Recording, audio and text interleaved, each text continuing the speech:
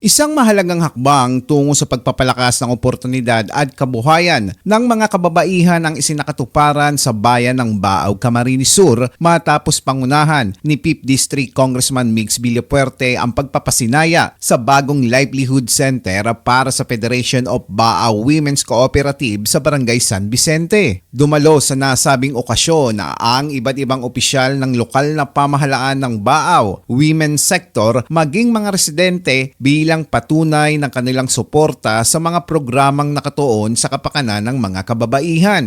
Naging makabuluhan ang programa na sumisimbolo sa pagtutulungan ng LGU Baaw at komunidad upang mapalakas ang sektor ng kababaihan. Layunin ng itinayong livelihood center na magsilbing pangunahing sentro ng mga programang pangkabuhayan, pagsasanay at iba pang aktibidad na magpapalawak ng kaalaman at kakayahan ng mga kababaihan. Unang-una po yung mga occupant namin nagkaroon sila ng business.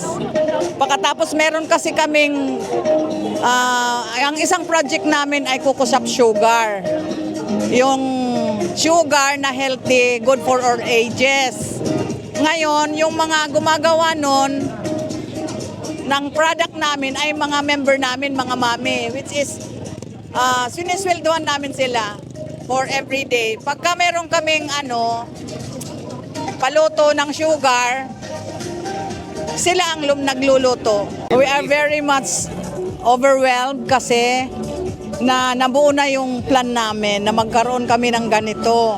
Kasi ito sa Federation of Baaw Women Cooperative, which is yung mga member namin, yung mga mami, and mas kahit po yung mga occupants namin, mga member namin, mga nanay, na member sa Federation of Baaw Women Cooperative. Binigyan diin ni 5th District Congressman Migs Villapuerte ang mahalagang papel ng mga kababaihan sa pag-unlad ng bawat komunidad maging ng bansa. Ang pagbibigay umano ng kahalintulad na pasilidad ay hindi lamang suporta sa naturang sektor, kundi isang konkretong hakbang upang mabigyan ng mas maraming oportunidad ang mga kababaihan na magkaroon ng matatag na pagkakakitaan at mas mapabuti ang kalagayan ng kanilang mga pamilya. Una, congratulations sa Baaw Women sa napakagandang proyekto.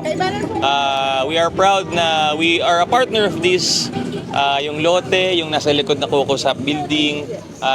Very proud na talagang ang Baaw Women's active. Sana all tulad ninyo na nag-iisip ng mga magandang income generating programs para sa organisasyon. Keep it up.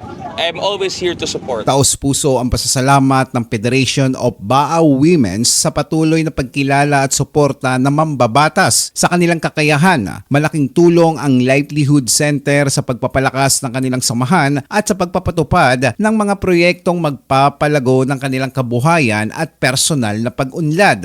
Ang nasabing proyekto ay bahagi na patuloy na advokasya ni 5th District Congressman Migs Villapuerte sa bayan ng Baaw na itaguyod ang kapakanan ng kababaihan at palakasin ang programang pangkabuhayan.